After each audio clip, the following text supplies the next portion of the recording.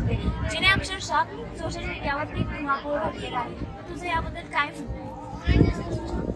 मला आनंद वाटला, कारण ते आनंद मिळण्याचे कारण मी ज्ञानोबा सोहळ्यामध्ये सहभागी झाले, त्यामुळे मला आनंद. तुला त्याची आवड कशी लागते? मला लहानपणीपासून त्याची आवड आहे. मी असं ऐकले की तू वारकरी शाळेत शिकत आहेस. हो, राजमाता मुलींची वारकरी शिक्षक संस्था आळंदी देवाची सूर्यांजलीताई यांच्या संस्था शिकत.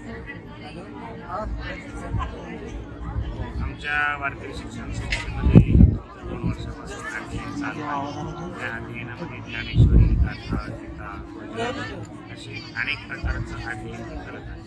नको बाळा, अरे मी पाण्याला जाते, रडू नको बाळा, अरे मी पाण्याला जाते,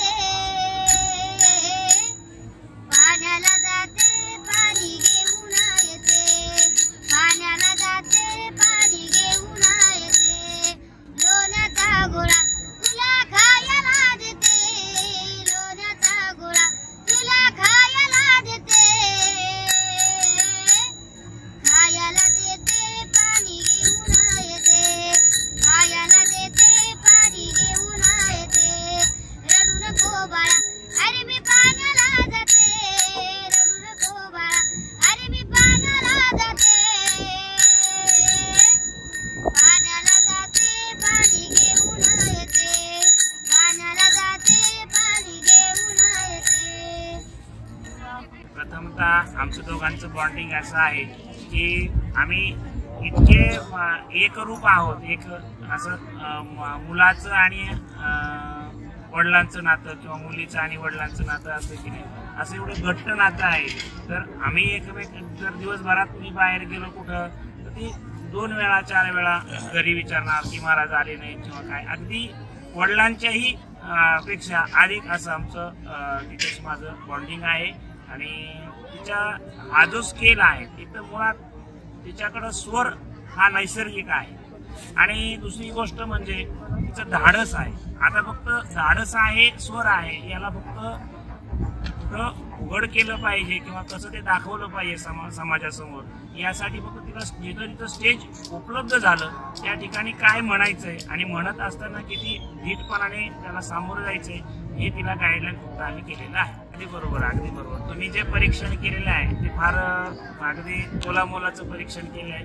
कारण मी एक शिक्षक आहे आणि मग शिक्षकाच्या नात्याने शिक्षक जेव्हा विद्यार्थ्यांना परीक्षेत असतो किंवा त्याचं निरीक्षण करत असतो तर निरीक्षण करताना असं लक्षात आलं की गाणं हे नैसर्गिक आहे, परंतु गाण्याच्या बरोबर तिच्या बॉडी लँग्वेजनुसार शरीराच्या हालचालीनुसार जर पाहिलं तर अंगामध्ये अति चंचलपणा आहे, अगदी चपळता आहे. मग चपळतेमध्ये काही खेळ असतील किंवा आम्ही आमच्याकडे लाठीकाठी शिकवतो त्यामध्ये जी चपळता असावी लागते की त्याच्याकडे तरबेज आहे त्याच्यामध्ये, म्हणून तिच्याकडे म्हणजे चपळता आहे.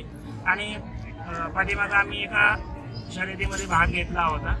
संग्रामदुर्ग नावाचा किल्ला आहे चाकणला आणि त्या चाकणच्या किल्ल्यावरती 1 जानेवारीला प्रतिवर्षी तिथं ती शर्यत भरत असते.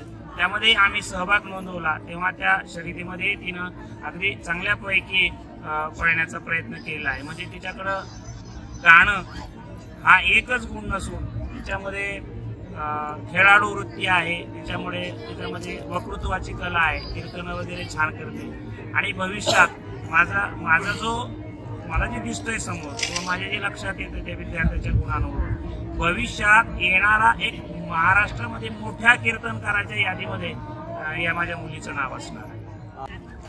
पुढे अजून चांगली भरभराटी करावी आणि तिला याच्यानंतर जे काय लागेल त्या लागणाऱ्या सपोर्टला आम्ही समर्थ आहोत. तिला काही कमी पडू देणार नाही. आम्ही नंतर येतं, तिला शिक्षक अगोदर येतं. तिचे आई वडील कोण काय जे असतील तर ते महाराज नक्कीच. हो. आणि ते असं म्हणजे आम्ही नुसतं तिच्या पुरतं म्हणत नाही तर ती पण आम्हाला तेच बोलते. तिचा आवाज छान आहे, बोलती छान आणि गाती पण छान. कधी कोणासोबत भांडण नाही करेल. तिच्यात सगळेच गुणच तिच्यात सगळेच आहेत. ओके.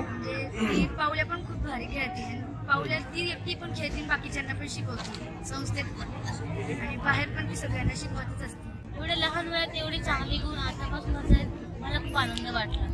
मी पण एवढी लहान होती पण माझ्यात एवढे नव्हते.